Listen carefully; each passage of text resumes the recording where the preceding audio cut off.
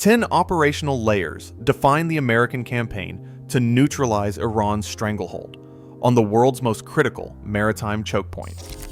From 5,000-pound deep penetrator munitions shattering hardened coastal missile sites, to reported leadership kills that paralyzed Tehran's command structure, from a Marine Expeditionary Force mobilizing to clear mined shipping lanes, to autonomous underwater threats still lurking below the surface.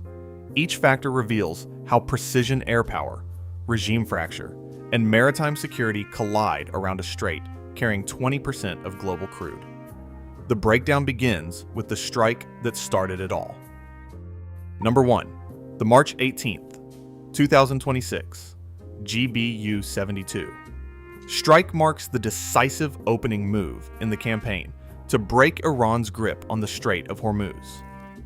At precisely 1300 Coordinated Universal Time, U.S. Central Command authorized the release of multiple 5,000-pound deep penetrator bombs against a network of hardened Iranian missile and radar bunkers positioned along the southern coastline. The strike window extended through 0100 Coordinated Universal Time, with a 12-hour lag before any official announcement, an operational delay designed to preserve tactical surprise and deny Iran the opportunity to reposition or reinforce its coastal defenses. Satellite imagery from Maxar and Planet captured the aftermath within minutes. Newly formed craters, each about 25 meters across, appeared at geolocated coordinates matching known radar arrays and missile launch sites near the narrowest 21-mile choke point of the strait. Forensic analysis of the blast signatures, circular depressions, collapsed concrete, and scorched earth confirms the use of advanced deep penetrator ordnance specifically engineered to breach reinforced bunkers that conventional munitions cannot defeat. Commercial vessel tracking data recorded a temporary blackout in automatic identification system transmissions as a cargo ship transited the area, with subsequent reports of turbulence and abrupt course changes reflecting the operational shockwave. Social media posts from local observers, time-stamped and geotagged, corroborate the timing, showing smoke plumes and flashes along the coast just after the initial impacts. CENTCOM's after-action assessment, released 12 hours post-strike, reported approximately 85% destruction of designated high-value targets. The operation neutralized key radar installations and anti-ship missile bunkers, crippling Iran's immediate ability to threaten commercial shipping through the strait. Crucially, no civilian infrastructure was struck, a fact substantiated by independent satellite review and reinforced by both U.S. and allied military statements. Iranian authorities issued a public condemnation, but failed to present evidence of minimal damage. Open-source analysts, comparing crater dimensions and debris patterns, identified the telltale footprint of the GBU-72, the only U.S. weapon in its class capable of penetrating up to 20 feet of reinforced concrete. This strike not only degraded Iran's anti-access arsenal, but also demonstrated the ability of American air power to hold at risk even the most fortified coastal defenses. The March 18th strike established the operational baseline for the unfolding campaign: eliminate the missile threat, disrupt command and control, and set conditions for follow-on maritime security operations. Every subsequent phase, mine clearance, convoy escort, and escalation management, rests on the effectiveness and credibility of this opening salvo. The scale, precision, and speed of the GBU-72 attack shifted the tactical environment, signaling to both allies and adversaries that the U.S. retains the capacity to neutralize hardened threats at will, and that the cost of continued Iranian maritime coercion will be immediate and severe. In second place, the F-15E Strike Eagles two-ship daytime run defined the precision and tempo of the March 18th operation. The choice of the F-15E as the delivery platform for the GBU-72 deep penetrator was not incidental. This airframe uniquely balances payload, range, and sensor integration for high-risk, high-reward strikes against fortified targets. Each jet carried a single 5,000-pound GBU-72 on its wing pylon, connected through the MIL-STD-1760 interface to ensure seamless data transfer and fuse programming. The mission profile called for release from 30,000 feet at a standoff distance of 15 nautical miles, keeping the aircraft outside the immediate envelope of Iranian short-range air defenses while maximizing bomb kinetic energy for deep penetration. Weapon systems officers relied on the Sniper Advanced Targeting Pod to acquire and confirm each hardened bunker, using high-resolution infrared imaging and GPS coordinates to program the JDAM guidance kit. This sensor fusion enabled rapid retargeting and minimized time over hostile territory. The two-ship doctrine, both aircraft releasing their weapons within seconds, ensured structural overload of the target and redundancy in case of guidance anomalies. However, the heavy load imposed a cost. Each F-15E sacrificed roughly 150 nautical miles of combat radius, forcing careful fuel and egress planning. The tactical geometry of the strike, high, fast, and coordinated, reflected a deliberate trade-off between survivability and destructive effect, setting the operational conditions for the leadership vacuum that followed, and shaping the tempo of subsequent phases in the campaign to reopen the Strait of Hormuz. Third on our list, the reported overnight decapitation strikes on senior Iranian security leaders set the stage for the March 18th operation. As news spread that Ali Larajani, the acting head of Iran's Supreme National Security Council, and Gholam Reza Soleimani, commander of the IRGC Quds Force, had been killed in targeted raids, Iranian coastal defenses entered a period of acute uncertainty. Open-source monitoring and think tank analyses noted a sudden drop in encrypted traffic and a lag in command transmissions across IRGC coastal batteries, signs of a fractured chain of command. For roughly 12 hours, these missile and radar units lacked unified fire control orders, leaving hardened bunkers vulnerable to coordinated airstrikes. During this window, United States F-15E Strike Eagles encountered little organized resistance as they delivered GBU-72 deep penetrators to their targets. The temporary paralysis in Iranian command and control did not just ease the path for the strike. It exposed a critical weakness in Tehran's ability to respond rapidly under pressure. This leadership vacuum, whether the result of targeted eliminations or the physical destruction of command nodes, created a fleeting but decisive opportunity for United States forces to neutralize coastal missile threats before Iranian defenses could regroup. Number 4 anchors the campaign in the hard realities of global energy dependence and maritime geography. The Strait of Hormuz, just 21 miles at its narrowest point, funnels nearly 1/5 of the world's crude oil supply through a corridor barely wide enough for 2 shipping lanes and a mandatory buffer.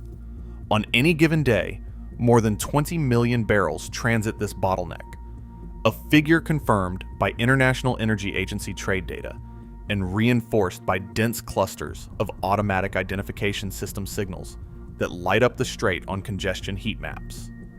Tankers, container ships, and gas carriers move in tightly regulated convoys, each vessel acutely aware that a single incident could send global markets into chaos.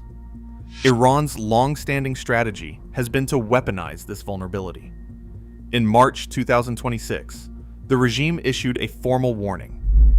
Vessels flagged to India, China, and Turkey would face inspection or interdiction unless they secured prior diplomatic clearance. This threat, broadcast in a notice to mariners, was more than rhetoric. It was a calculated attempt to leverage the strait's centrality to global commerce as a bargaining chip in the face of sanctions and diplomatic isolation. As a result, the risk calculus for any military operation in this corridor is extreme. The United States' decision to neutralize Iranian anti-ship missile sites was not simply about eliminating immediate threats to shipping.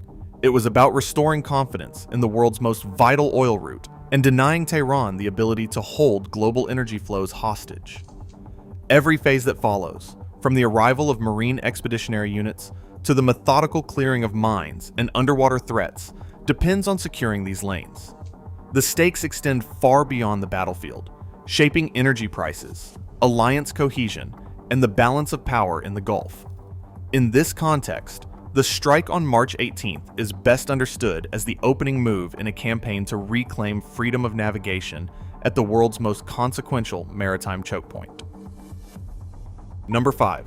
Signals the transition from air power to amphibious force as a 2,500-strong Marine Expeditionary Unit advances toward the Strait of Hormuz.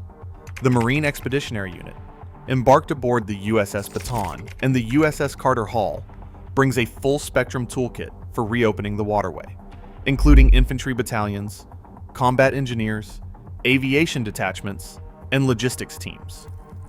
Their immediate task is to secure the strait's littoral approaches, conduct reconnaissance of contested shorelines, and prepare for mine countermeasure operations.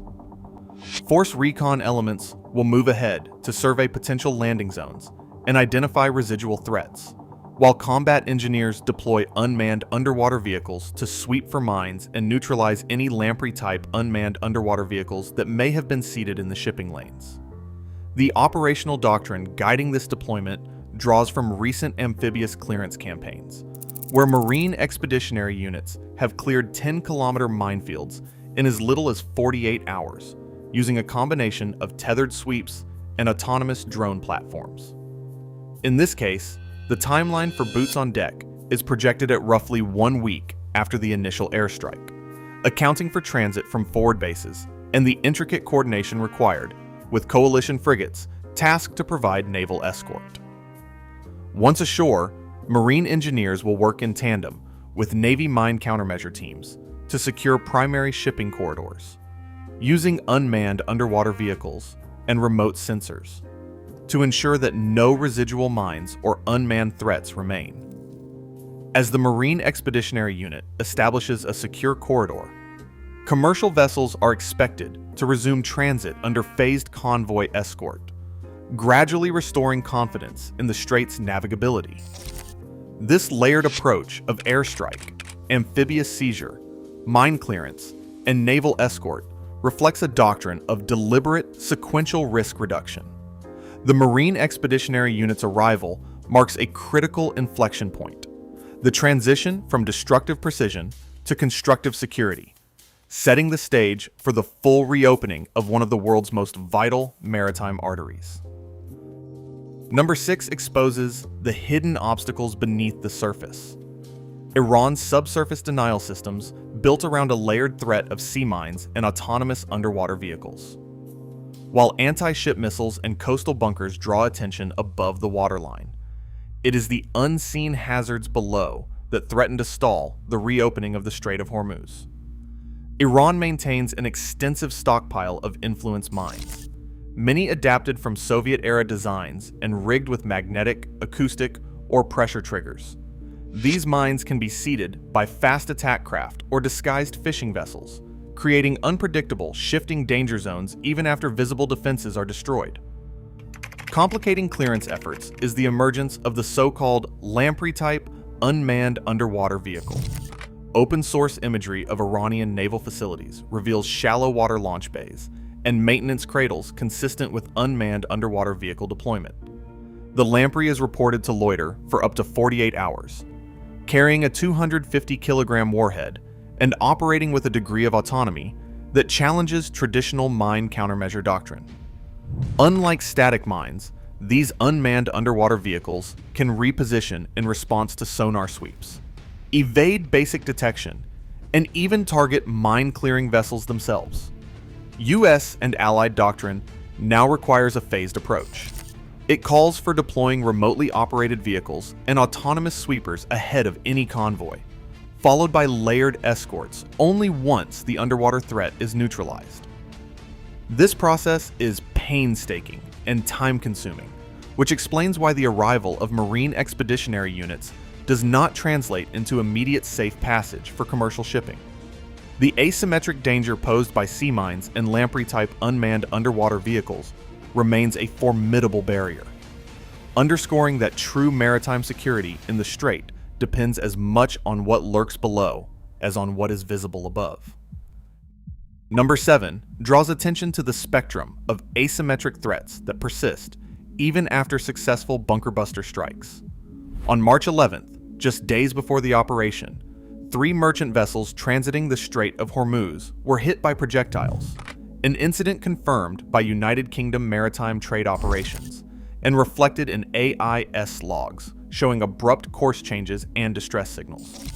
These attacks highlight Iran's enduring capacity to harass shipping through means that do not require fixed launch sites. Portable anti-ship missile trucks, often concealed and rapidly redeployed along the coast, remain beyond the reach of deep penetrator munitions. Drone swarms and fast attack boats continue to operate in the littoral zone, exploiting gaps in coverage and striking with little warning. In Baghdad, embassy CRAM batteries have remained on high alert, intercepting sporadic rocket and drone attacks that underscore the persistence of indirect fire threats across the theater. Iran's doctrine favors mobility and dispersion, allowing assets to survive initial bombardment and continue posing risk to commercial and military vessels. The continued presence of these threats tempers optimism about the immediate effects of the March 18th strike and justifies the retention of reserve strike packages and rapid response contingencies for follow-on operations. The reality is clear. While hardened missile bunkers have been degraded, the operational environment remains volatile, demanding vigilance and layered security measures as the campaign to reopen the strait advances. 8th place, the architecture of escalation management comes into focus. A campaign not built on a single decisive blow, but on a sequenced, multi-layered approach that blends kinetic force with persistent deterrence. The operational logic unfolds across 4 distinct layers. First, the removal of key leadership nodes through targeted decapitation strikes. Second, the neutralization of hardened missile and radar bunkers with deep penetrator munitions. Third, the forward deployment of Marine Expeditionary Units to secure littoral zones and prepare for mine clearing operations.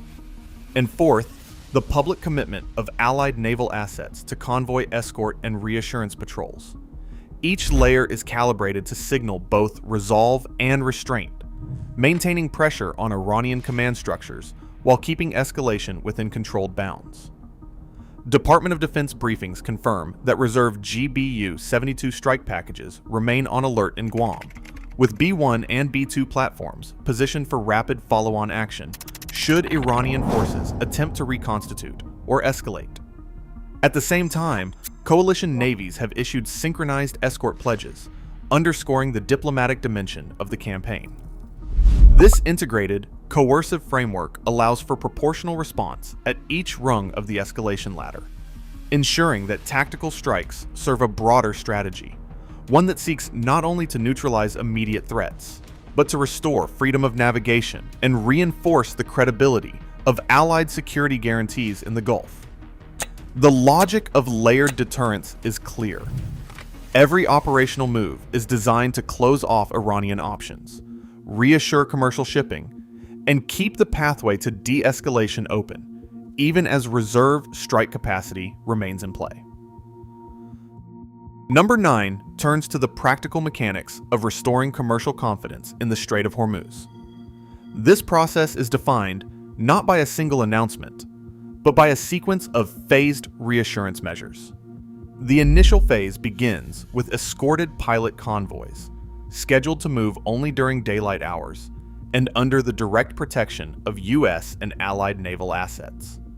Insurance brokers have already issued advisories, signaling that underwriters will begin to relax premium surcharges once the first escorted transits are verified through automatic identification system logs and convoy manifests. For vessel operators, this means a tightly controlled schedule.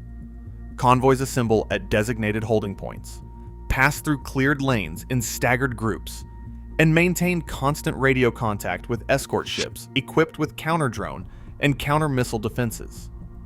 As mine clearance teams certify additional corridors, the protocol shifts. Phase 2 allows for around-the-clock escorted movement, gradually increasing throughput and reducing bottlenecks. Only after mine and unmanned underwater vehicle sweeps are completed and independently verified by both military and commercial observers does Phase 3 commence, lifting the need for armed escorts and restoring fully unescorted passage. The entire process is projected to unfold over the course of a week or more, with each milestone tracked by shipping associations and flagged by insurance rate adjustments. Industry voices, from tanker operators to risk analysts, stress that phased reopening is the only credible path to restoring trust in the world's most vital oil artery, translating military gains into actionable, market-driven outcomes. In the 10th place, the foundation of this documentary rests on a transparent record of evidence and legal context. Every operational claim is anchored in primary source documentation. CENTCOM's official PDF release provides strike coordinates and a 12-hour strike window, while Maxar satellite imagery, timestamped within minutes of detonation, verifies blast craters at geolocated military sites. Automatic identification system logs from vessel MMSI 366381200 show a blackout and abrupt course deviation during the strike window, directly correlating with reported turbulence and navigational alerts. Independent open-source analysts cross-referenced crater dimensions with the GBU-72 penetration profile, confirming the weapon's use against reinforced bunkers. No civilian infrastructure was damaged. This is substantiated by both satellite review and the Department of Defense after-action statements. Maritime law, specifically the UN Convention on the Law of the Sea, frames the operation's proportionality, and only military assets were targeted with explicit measures to mitigate collateral risk. By disclosing sourcing, acquisition times, and legal justifications, the documentary ensures that viewers distinguish between confirmed facts, reported claims, and unverified assertions. The result is a rigorous, evidence-led account that hands the final ledger of proof directly to the audience. Across all operational layers, one pattern stands out: decisive air power, anchored by 5,000-pound GBU-72 munitions and F-15E Strike Eagles, rapidly fractures command structures and degrades Iran's ability to threaten global shipping. Each strike, from bunker busting to mine clearance, shrinks Tehran's leverage and exposes new escalation risks. In this campaign, control of the strait is not just military, it is economic stability at stake. The next move shapes the region's future.